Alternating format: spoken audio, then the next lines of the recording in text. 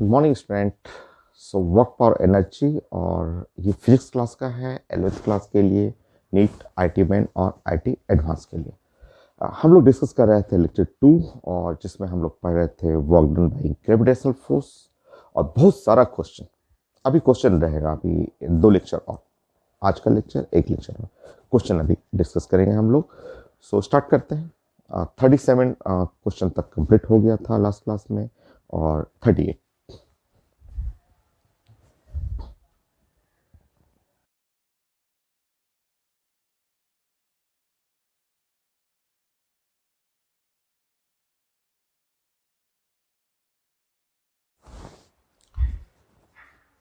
मैंने एक क्वेश्चन अभी आपको प्रेजेंट किया था। ये क्वेश्चन है काफ़ी अच्छा है, जो लास्ट क्लास आप सेंटर ऑफ मास का कॉन्सेप्ट पढ़ रहे थे उसी कॉन्सेप्ट पे है। ठीक है, तो आइडेंटिकल वेसल है, एक फॉर क्रॉस सेक्शनल एरिया, एक में लिक्विड है जिसका हाइट है h1, दूसरे वेसल में लिक्विड है और हाइट है h2। लिक्विड का डेंसिटी है रो डेंसिटी है। Work done by gravity in equalising the level equalise करना है। मतलब समझिए, आप पहले समझेंगे कि एक्स्ट्रा जो मास है, जो इन दोनों में जो है, जैसे मान लीजिए ये लेवल हम लोग काउंट कर रहे हैं कि ये लेवल हुआ और ये जो लेवल हुआ, ऐसे यहाँ पे हम लोग बातें करेंगे। तो इन दोनों में जो गैप हुआ, ये वाला जो हुआ वो h1 माइनस h2 हुआ ना, h1 माइनस h2। ये जो आप देख रहे हैं, ये इतना हाइट हुआ, ये इतना हाइट है, h1 माइनस h2, ये h1 और माइनस h2, ये मास है, ये मास। ठीक है, अब इस मास का आधा पार्ट पूरा नहीं, पूरा कर दीजिएगा, पूरा यहां से यहां ले जाइएगा तो फिर क्या, फिर ये छोटा हो जाएगा, ये बड़ा हो जाएगा। इसका आधा मास हमको इस साइड से इस साइड ट्रांसफर करना है। तो इसका आधा, इसका जो हाफ हो गया, इसका हाफ पोर्शन हुआ, ये सेक्शन हमें, ये वाला मास, ये जो सेक्शन है, ये मास को मुझे इस जगह से इस जगह ट्रांसफर करना है। ठीक है, तो अब आप बताएंगे कि ये जो गैप हुआ, ये जो मास हुआ, ये जो हाइट है, वो हाइट हुआ h1 और माइनस h2 और डिवाइड बाई 2, ऐसे हुआ h1 माइनस h2 बाई 2। तो ये जो गैप हुआ, इस मास को यहाँ से, ये जो टुकड़ा है, इसको यहाँ से इसमें शिफ्ट करना, तब जाके लेवल बराबर हो जाएगा। ठीक है, तो पहले हम लोग मास देख लेते हैं, कितना मास आपको शिफ्टिंग करना है। ठीक है ना, कितना मास आपको शिफ्ट करना है। अब फिर सेंटर ऑफ मास का कॉन्सेप्ट है। ठीक है, तो सबसे पहले ये इतना मास, जो ये टुकड़ा है, ये वाला सेक्शन है, इसको उठा के यहाँ रखना है, यहाँ पे आपको रखना है। ठीक है, तो मास ट्रांसफर पहले देखते हैं कितना मास ट्रांसफर करना है, क्योंकि लेवल को इक्वलाइज करने के लिए इसमें एक्स्ट्रा है। शुरुआत से बात करेंगे तो इसमें एक्स्ट्रा है, तो ये पार्ट जो हुआ, इसका आधा सेक्शन रहने देंगे, आधा को यहाँ शिफ्ट कर लेंगे। तो जो मास, ये वेसल 1 से वेसल 2 में मास ट्रांसफर, m जो है मास ट्रांसफर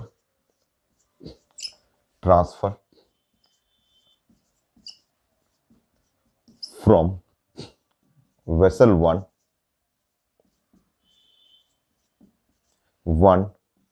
टू वेसल 2,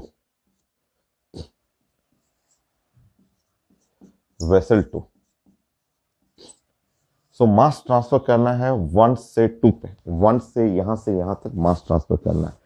तो मास जो ट्रांसफर करना है वो हो गया, कितना हाइट है भाई, कितना हाइट, तो h1 माइनस h2 बाई 2, इतना हाइट है। कितना क्रॉस सेक्शनल एरिया है a, ये वॉल्यूम हो गया, वॉल्यूम होगा, डेंसिटी लिखा हुआ है तो डेंसिटी रो हो गया। इतना मास को हमें ट्रांसफर करना है। ठीक है, ये मास को अब आप प्लानिंग करेंगे कितना हाइट पे। अब इसका सेंटर ऑफ मास देखिए, इसका जो सेंटर ऑफ मास ये है, ये इसको हमें यहां पे लाना है, इस जगह, यहां पे नहीं, यहां पे, क्योंकि सेंटर ऑफ मास मैच करना है। तो अब आप देखेंगे कि ये, इसको हमें यहां से यहां लाना है, इस सेंटर ऑफ मास को इस सेंटर ऑफ मास से मैच कराना है, ऐसे मैच कराना है। तो ये हमें देखना है कि कितना हाइट, क्योंकि mg भी नीचे है, mg नीचे है, और ये हाइट हमें निकालना है। अगर ये हाइट हम लोग को कैलकुलेट कर लेंगे तो एक लाइन का है, क्योंकि आप जानते हैं कि वर्क डन जो है बाय ग्रेविटी है, तो mg नीचे है और हाइट h है, ये वाला। तो रेड डॉट और ये रेड डॉट, क्योंकि इसके सेंटर ऑफ मास को उठा के यहाँ पे फिट कर देना। ठीक है, कर लेते हैं, सॉल्व कर लेते हैं। यहाँ पे आसान है, तो सिंपल है। ये हुआ, यहाँ पे यहाँ से यहाँ लेंगे और यहाँ से यहाँ लेंगे, ये वाला गैप लेंगे, ऐसे ले लेंगे। ये तो h1 माइनस h2/2 आएगा। ठीक है, ऐसा। ठीक है, तो सॉल्व कर लीजिए। ये वाला सेक्शन देखेंगे तो h1 माइनस h2/4, और ये वाला सेक्शन देखेंगे तो ये भी h1 माइनस h2, क्योंकि आधा है, इसका आधा हुआ, इसका आधा। देखिए ये है h1 माइनस h2, तो ये वाला सेक्शन लेंगे, ये वाला, ये डिस्टेंस लेंगे, तो ये वाला हुआ h1 और माइनस h2/4, क्योंकि इसका आधा हो जाएगा। और ये वाला लेंगे तो exactly same h1 minus h2/4, क्योंकि ये है h1 माइनस h2/2, इसका आधा लेना है तो h1 माइनस h2/4, तो एकदम आसान है। तो देखिए h तो देख रहे हैं, यहाँ मैंने h देखा, तो h जो है वो ऊपर, ये वाला ऊपर हुआ, तो h1 और माइनस h2 और डिवाइड बाई 4 हो गया। और ये जो सेक्शन लेंगे, ये यहाँ नीचे ले रहा है, एग्जैक्टली सेम, तो h1 और माइनस h2 और डिवाइड बाई 4 हो गया। तो ये h जो हो गया वो हो गया h1 और माइनस h2 और डिवाइड बाई 2, ऐसे ये हो गया। सॉल्व कर लीजिए।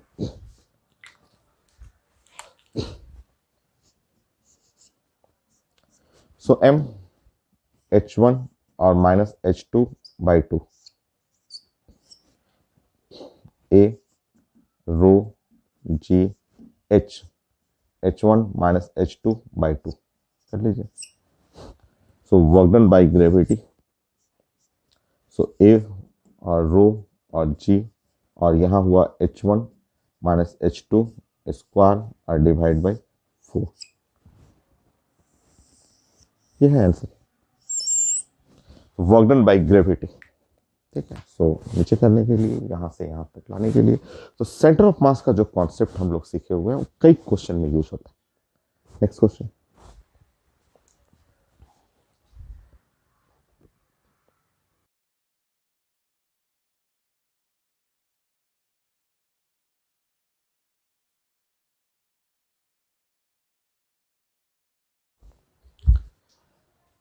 नेक्स्ट क्वेश्चन मैंने अभी प्रेजेंट किया था, ये भी थोड़ा डिफरेंट है, थोड़ा डिफरेंट क्वेश्चन है। और ये लिखा हुआ है कि एक कुआं है, 20 मीटर तक का डिप है, मतलब 20 मीटर के बाद जाके पानी, वाटर का लेवल आता है।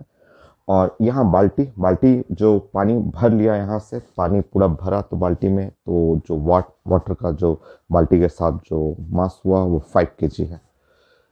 नाउ नेक्स्ट, इसमें क्वेश्चन में लिखा हुआ है कि rate of water leak, rate generally dm/dt होता है, बट यूनिट जब मैंने देखा तो लिखा हुआ किलोग्राम पर मीटर।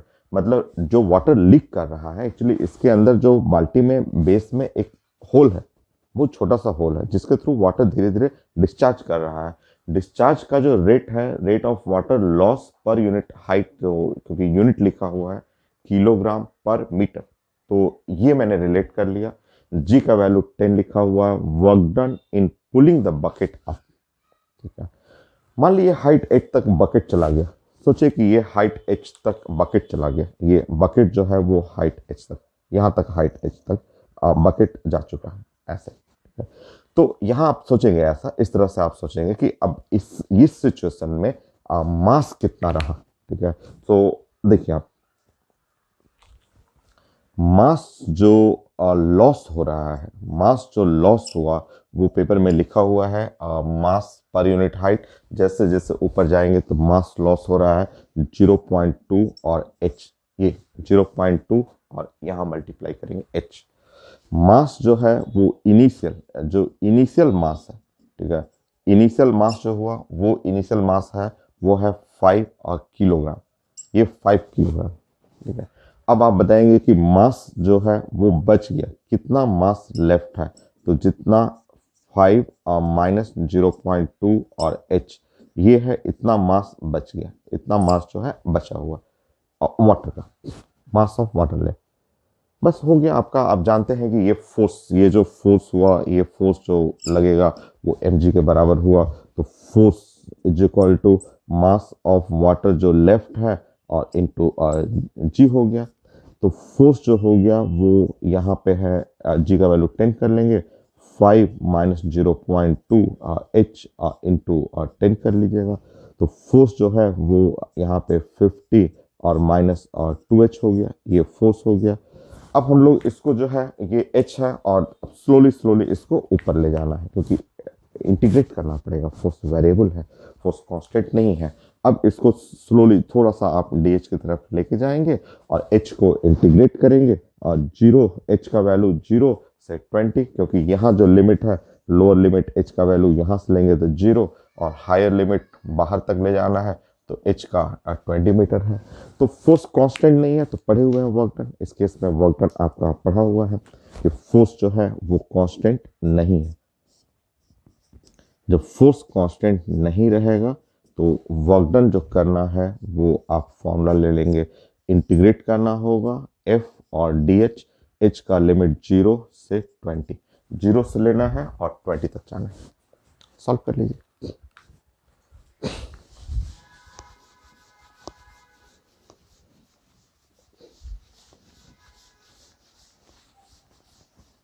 सॉल्व करिए।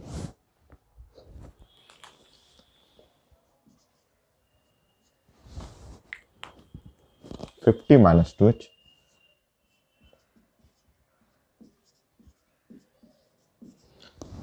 लिमिट लेंगे 0 से 20 तक,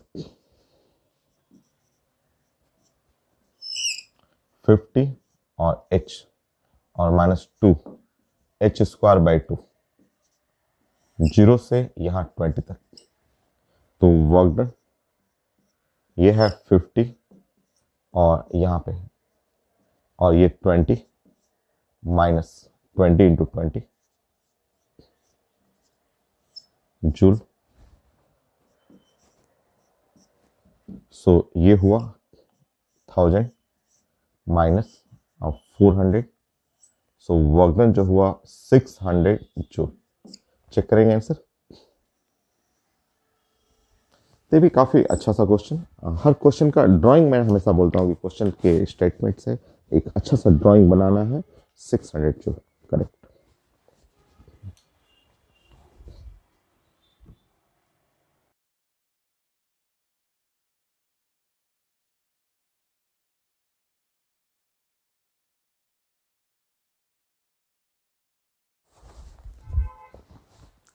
नेक्स्ट क्वेश्चन ये आईटी एडवांस का क्वेश्चन है, ठीक है। सो ये ऐसे लिखा हुआ है, ये M1 M2 सिस्टम है, M1 लिखा हुआ है, M2 लिखा हुआ है, G लिखा हुआ है। Work done by string on M2, M2 पे स्ट्रिंग का work done at time is equal to 1 second. System release from rest. तो सबसे पहले आप जो law of motion, Newton law of motion, जिसमें स्ट्रिंग, टेंशन फोर्स और उसमें ऐसे बहुत सारे क्वेश्चन आपने ऐसा पढ़ा हुआ है कि ऐसे सिस्टम देखे हुए हैं कि अगर ये ऐसा पुल्ली है और यहाँ ब्लॉक है M1 और M2 ब्लॉक है, मान लीजिए ये ब्लॉक है M1 हुआ और ये ब्लॉक है M2 है, ऐसा सिस्टम है M1 और M2 इस टाइप का, ठीक है, ऐसा सिस्टम। तो इस सिस्टम में जो एक्सेलरेशन होता है, जैसे ये डाउनवर्ड हुआ, ऐसे ये अपवर्ड हुआ एक्सेलरेशन, और रस्सी में जो टेंशन फोर्स, क्योंकि सब में टेंशन तो एग्जैक्टली सेम होता है। तो हम लोग का स्टैंडर्ड रिजल्ट है एक्सेलरेशन इज इक्वल टू जी, और ये है M2 माइनस M1 और divide by M1 plus M2, sorry M1 minus M2, जो हैवी है M1 है और माइनस M2 है। तो ये एक स्टैंडर्ड रिजल्ट हो गया एक्सेलरेशन का, ये स्टैंडर्ड रिजल्ट है, ठीक है, ये हम लोग जानते हैं।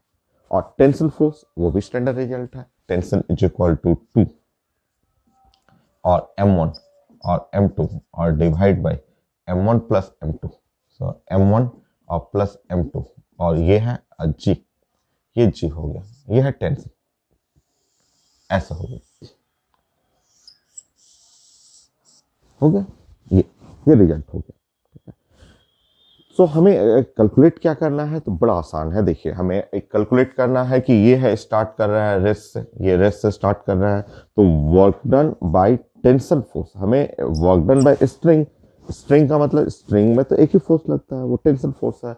और M2 पे तो हम लोग ऐसे लिखेंगे कि इनटू डिस्प्लेसमेंट, क्योंकि ये ऊपर की तरफ जाएगा, ये हैवी है तो नीचे आ गया, ये ऊपर जाएगा, यहाँ से यहाँ इसका डिस्प्लेसमेंट चाहिए, ये हमें निकालना है डिस्प्लेसमेंट, और वो time is equal to 1 second पे, 1 सेकेंड पे कितना डिस्प्लेसमेंट होगा स्टार्टिंग फ्रॉम रेस्ट, तो ये हमें निकालना है। टी तो मिल गया, और डिस्प्लेसमेंट निकालना एकदम आसान है, वो तो ऐसे निकल जाएगा, s s is equal to आप जानते हैं यू टी और प्लस हाफ और ए टी स्क्वायर ऐसे। तो एस एस जो है इनिशियल स्पीड 0 हुआ, प्लस हाफ हुआ और ए हुआ, और टी का वैल्यू 1 है, 1 स्क्वायर कर लेंगे तो डिस्प्लेसमेंट जो होगा वो है a/2 हो गया।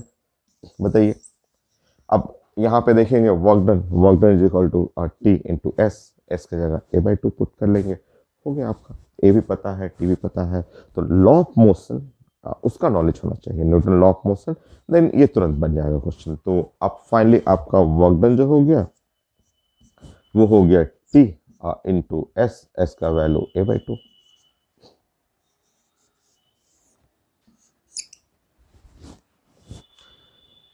सो सॉल्व करेंगे, वहां जब सॉल्व कर रहे हैं तो एक्सेलरेशन बताइए, एक्सेलरेशन जब सॉल्व करेंगे तो एक्सेलरेशन यहाँ जी का वैल्यू 10 और m1 माइनस m2 घटाएंगे तो 0.36, और ये आप जोड़ लीजिएगा 8 और 1.08,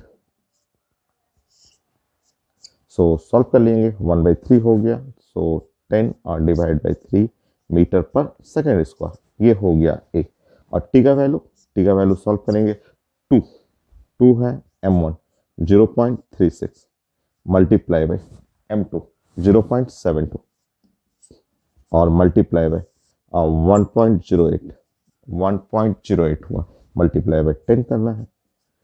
तो ये सॉल्व करेंगे तो ये 3 टाइम कट जाएगा, ये हुआ ऐसे 3 टाइम कट गया, और यहाँ पे 7.2, so tension is equal to ये हुआ आपका 2, और ये मल्टीप्लाई कर गया 7.2 और मल्टीप्लाई बाय 3,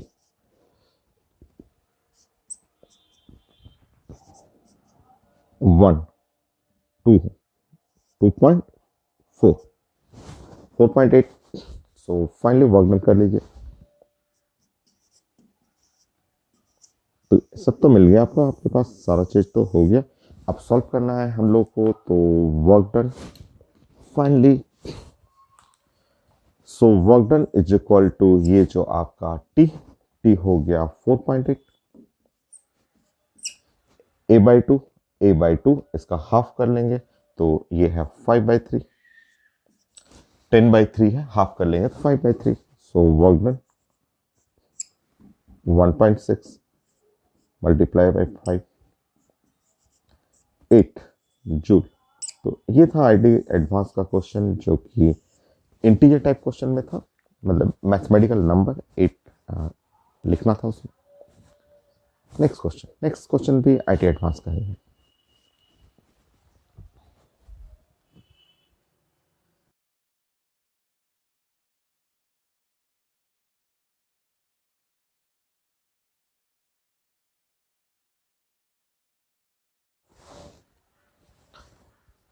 नेक्स्ट क्वेश्चन ये है आईटी एडवांस का, ये भी डिफरेंट क्वेश्चन है। सो यहाँ फोर्स लिखा हुआ है कि फोर्स जो है वो के है, के कांस्टेंट है, एक्स कोऑर्डिनेट वाई कोऑर्डिनेट नीचे ऐसे लिखा हुआ है, और क्वेश्चन में स्टेटमेंट लिखा हुआ था, मैंने अभी प्रेजेंट किया था क्वेश्चन, कि एक पार्टिकल मूव कर रहा है from point A to point B along a circular arc, जिसका कोऑर्डिनेट a0 है, इसका कोऑर्डिनेट 0a है, ऐसे मूव करना है, तो हमें चाहिए for motion from A to B work done by this force. देखिए ध्यान से समझिए, ठीक है। मान लीजिए जो हम लोग ये मोशन है पार्टिकल का, ये है एक्स है और ये वाई है, और ये particle along the circular arc चल रहा है, ये ए है पॉइंट, ये बी पॉइंट है, तो किसी भी पॉइंट एनी पॉइंट पी पे, मान लीजिए एनी पॉइंट पी पे, हम लोग जानते हैं कि इसका जो ये रेडियस है वो रेडियस तो ए हो गया, क्योंकि ये डिस्टेंस ए है। आप देख लीजिए, ये कोऑर्डिनेट के अकॉर्डिंग ये वाला डिस्टेंस ए हुआ, और कोऑर्डिनेट के अकॉर्डिंग ये वाला डिस्टेंस भी ए हो गया, तो ये डिस्टेंस हो गया ए। और मान लीजिए कि ये एंगल है थीटा, यहां से ये एंगल थीटा है। तो अब इसका जब कोऑर्डिनेट लिखेंगे, ऐसे कोऑर्डिनेट लिखेंगे, तो ये कोऑर्डिनेट हो गया ए कॉस थीटा, ए कॉस थीटा।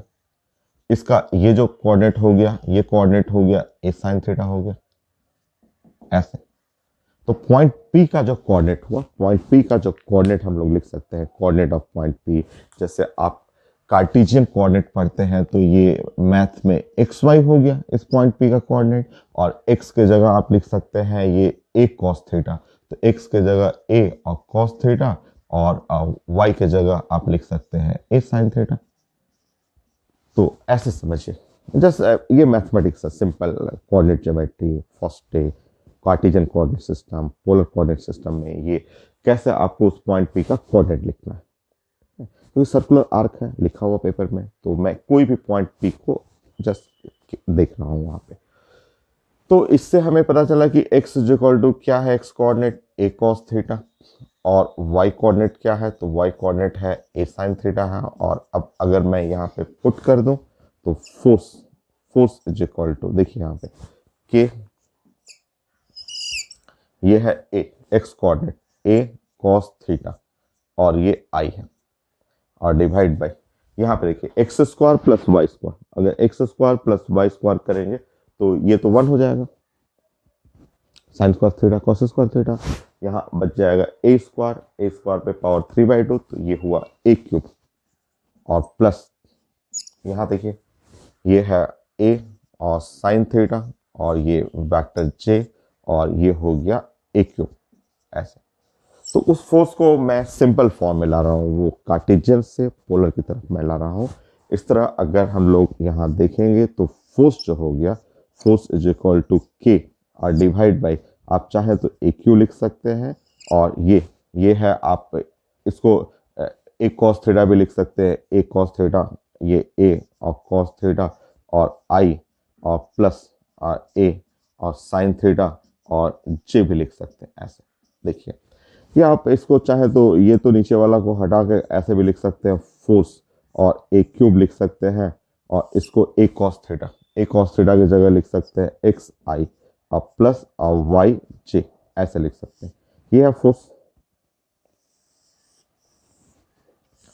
सो इससे आपको देखेंगे तो इससे ये पता चला कि फोर्स का डायरेक्शन यही रहेगा। देखिए ये है फोर्स का डायरेक्शन, क्योंकि ये जो वेक्टर है एक्स आई वाई जे का डायरेक्शन, मतलब फोर्स का डायरेक्शन ऐसे रहेगा।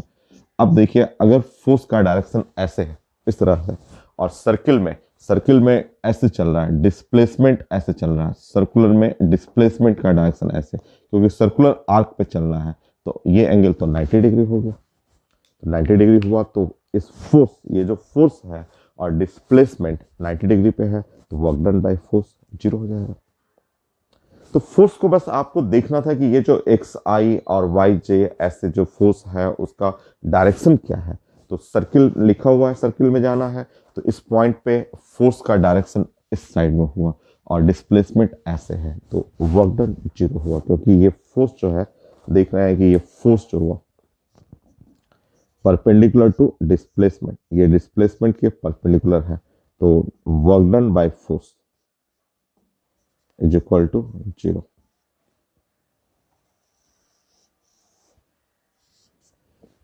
ये नेक्स्ट क्वेश्चन।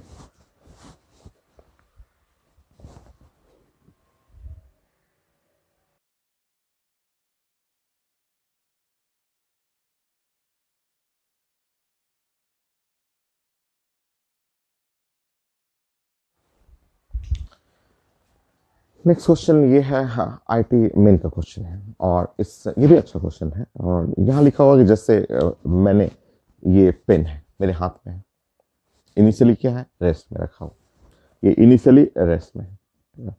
सो मैं अपने हाथ से इस पे फोर्स अप्लाई करना है। हम अब इसको हाथ से ऐसे, जस्ट ये है, हाथ से यहाँ तक फोर्स अप्लाई करना है। फोर्स अप्लाई करके लेके जाना है 0.2 मीटर तक, 0.2 मीटर तक ऐसे लेके जाना है, और उसके बाद ऐसे छोड़ देना है, ऊपर जा करके ये 2 मीटर फर्दर और ऊपर जा रहा है। ठीक है, तो आपको चाहिए था कि magnitude of force by hand of man, कितना मैन ने कितना इस पे फोर्स लगाया कि ये इस फोर्स के चलते ये हैंड जो मूव हुआ 0.2 मीटर तक, ऐसे जस्ट हाथ में रहते हुए 0.2 मीटर गया, उसके बाद ऊपर चला गया, हाथ से छूट गया। ठीक है, हाथ से छूटने के बाद 2 मीटर तक जा रहा है। ठीक है, तो अब समझिए यहाँ पे। ठीक है, आप ऐसे देखेंगे। ठीक है, देखिए बॉल को देखिए, ये है बॉल इनिशियल, ये इनिशियल है, और ये बॉल है फाइनल, ये फाइनल हो गया। तो फाइनल स्पीड भी 0 है और इनिशियल स्पीड भी 0 है। ये जो हाइट हुआ यहाँ पे हाइट हुआ यहाँ से यहाँ तक, ये इनिशियल एंड फाइनल लेंगे तो 0.2 + 2 ये है 2.2 मीटर है। और इस हाइट तक जो ग्रेविटी है वो mg लगेगा नीचे ऐसे। ठीक है, और यहाँ से हाथ का जो लग रहा है, हाथ का जो फोर्स हुआ, हैंड का थ्रू फोर्स हुआ वो F, और हैंड के थ्रू जो फोर्स का जो डिस्प्लेसमेंट है वो सिर्फ है 0.2 मीटर। 0.2 मीटर हाथ जो टच करते हुए जा रहा है वो 0.2 मीटर। बाकी ग्रेविटी mg तो शुरू से काम कर देगा, शुरू से लास्ट तक mg काम करेगा। ठीक है, अब work done bye all force change in kinetic energy. ठीक है, कर लेंगे, हो जाएगा। मेन क्वेश्चन जैसे ही आता है ना, उसका एक अच्छा ड्राइंग, ये ड्राइंग जो बना लेता है लोग, ड्राइंग बनाना, उसको रिलेट करना कि फोर्स लग रहा है यहाँ से यहाँ तक, हैंड के थ्रू फोर्स है, उसके बाद फ्री हो गया, वो जाके ऊपर तक गया है, तो इनिशियली रेस्ट, फाइनली रेस्ट, हाथ सिर्फ इतने दूर तक मूव कर रहा है। और बट mg तो शुरू से ऊपर तक मूव करेगा ना, mg ग्रेविटी तो नीचे से लेकर ऊपर तक जाएगा। तो अब आपका ये ड्राइंग करने के बाद work done bye all force,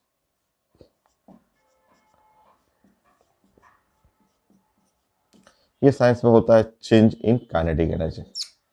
तो work done bye all forces मतलब वर्क डन बाय mg और प्लस वर्क डन बाय ये जो हैंड के थ्रू फोर्स है, change in kinetic energy final minus kinetic energy initial. तो फाइनल इनिशियल 0 0, स्पीड 0 है, ये स्पीड 0 है, तो ये तो 0 करेंगे। वर्क डन बाय mg का जो वर्क डन है वो है माइनस और mg इंटू 2.2 और plus work done by force F, तो ये रेड और रेड, तो F into 0.2, change in kinetic energy 0 हो गया। सॉल्व कर लीजिएगा, m मास लिखा हुआ है 0.2, या सॉल्व कर लेंगे तो mg into 2.2, so 0.2 into f is equal to, so 11 mg, f is equal to 11, mass है 0.2 इंटू g 10 हो गया, तो फोर्स जो हुआ वो 22 न्यूटन। ये नेक्स्ट क्वेश्चन,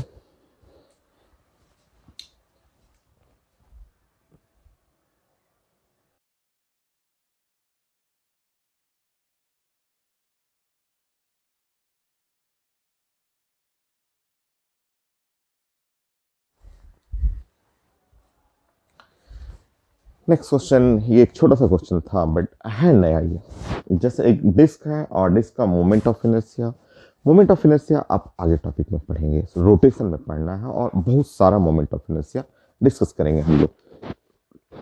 वो डिस्क इनिशियली रोटेशन है 600 आरपीएम रिवोल्यूशन पर मिनट, और ये है 300 आरपीएम फाइनल स्पीड हुआ। वर्क डन चाहिए, ये थोड़ा रोटेशन का पार्ट हो गया, छोटा सा है एक क्वेश्चन, अब बन जाएगा, आसान सा है आपका। सो क्वेश्चन ये है कि एक डिस्क है, ठीक है, ऐसे, ठीक है, और इनिशियल इसका हम लोग को निकालना है एंगुलर स्पीड, और ये फाइनली एंगुलर स्पीड थोड़ा छोटा हो गया, ये है एंगुलर स्पीड फाइनल जो हो गया वो छोटा हो गया। तो हमें चाहिए था वर्क डन, ये है W, वर्क डन निकालना है ऐसे, ठीक है। सो डिस्क है, डिस्क रोटेट कर रहा है, ये एक्सिस ऑफ रोटेशन होता है डिस्क का, यहाँ से ऐसे रोटेशन हो गया, एक्सिस ऑफ रोटेशन डिस्क का, और डिस्क रोटेट करने में W1 से W2 ये मोमेंट ऑफ इनर्शिया, और ये है, ये फ्रीक्वेंसी है, फ्रीक्वेंसी हम लोग रिप्लेस करेंगे। देखिए आपका मान लीजिए कि यहाँ इनिशियल फ्रीक्वेंसी है 600 और आरपीएम है, रिवोल्यूशन पर मिनट है। तो इसको एंगुलर स्पीड में हम लोग पढ़े थे कि 2πf करेंगे, 2πf। ये तो सर्कुलर मोशन में पढ़ा हुआ था कि एंगुलर स्पीड में हमें कन्वर्ट करना है। जो फ्रीक्वेंसी ऑफ रिवोल्यूशन है उसको रेडियन पर सेकेंड बनाना है, ऐसा यूनिट है। तो यहाँ पे हम लोग सॉल्व करेंगे तो एंगुलर स्पीड हुआ और 2 और पाई, और यहाँ पे फ्रीक्वेंसी 600 रिवोल्यूशन पर मिनट। तो मिनट मिनट को हटा लेंगे यहाँ पे। आरपीएम आपको मैंने बताया था कि ये रिवोल्यूशन और पर मिनट, ये मिनट है, मिनट को हटाना है तो ये है 60 सेकेंड।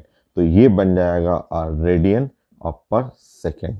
अब आप सॉल्व कर लेंगे। 10 हुआ तो एंगुलर स्पीड जो हुआ ये 20 और पाई, और ये हो गया रेडियन और पर सेकेंड, ये ठीक है। सो फ्रीक्वेंसी ऑफ रिवोल्यूशन सेकेंड वाला जो है, फ्रीक्वेंसी ऑफ रिवोल्यूशन जो है या फाइनल है वो 300 है, आरपीएम है। हटा लेंगे, इसी तरह सॉल्व करेंगे इसका। फिर मैं समझाता हूँ कि रोटेशन में क्या करना है। सो W2 इज इक्वल टू और 2πf2।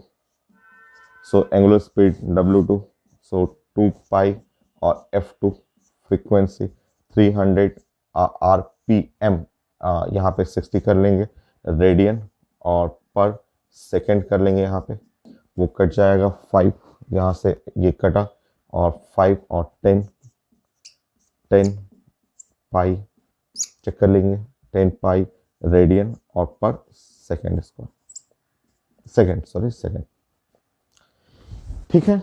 सो अब देखिए, हमें वर्क डन निकालना है। मोमेंट ऑफ इनर्शिया लिखा हुआ है, रोटेशनल काइनेटिक एनर्जी। जो रोटेशन होता है, रोटेशनल काइनेटिक एनर्जी जो हुआ वो इसको लिखते हैं हाफ आई और ω1²। ये है रोटेशनल काइनेटिक एनर्जी, ठीक है। इनिशियल हुआ और रोटेशनल काइनेटिक एनर्जी ये फाइनल, तो इसको लिखेंगे हाफ और आई और ω2 का स्क्वायर। ये है रोटेशनल काइनेटिक एनर्जी। आगे सॉल्व करना है आपको। वर्क डन जानते हैं, चेंज इन काइनेटिक एनर्जी। अब ये रोटेशन है तो K2 - K1 कर लेंगे। ये है rotational kinetic energy.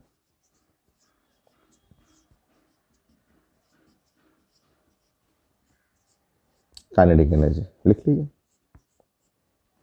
Half I का मतलब हुआ 9.8 बाई पाई स्क्वायर, और ω1 का स्क्वायर तो 400 पाई स्क्वायर।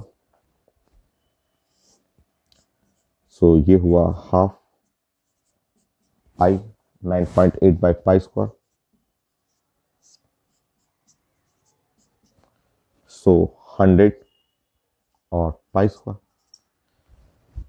ये है यूनिट जूल में आएगा, और ये भी यूनिट है जूल में। बाकी सॉल्व करते हैं इसको।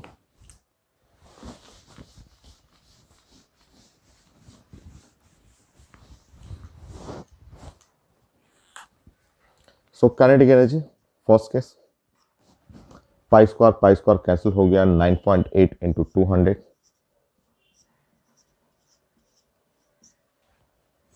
और K2 वो पाई स्क्वायर कैंसिल हो गया तो 9.8 इंटू 50,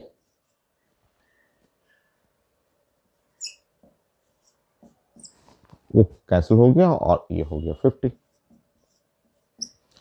सो वर्क डन जो होता है change in kinetic energy, answer में सब पॉजिटिव है, मैग्नीट्यूड ले लेंगे आपका। आप जानते हैं work done change in kinetic energy मतलब K2 - K1।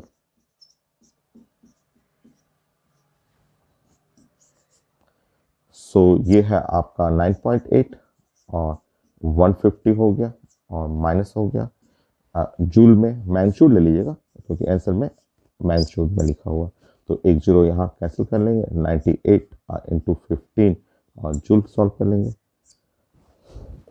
98 और 50।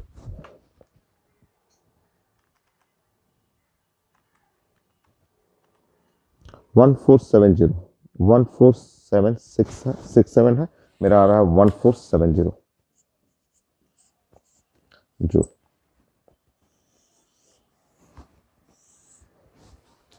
सो आज के लिए इतना ही।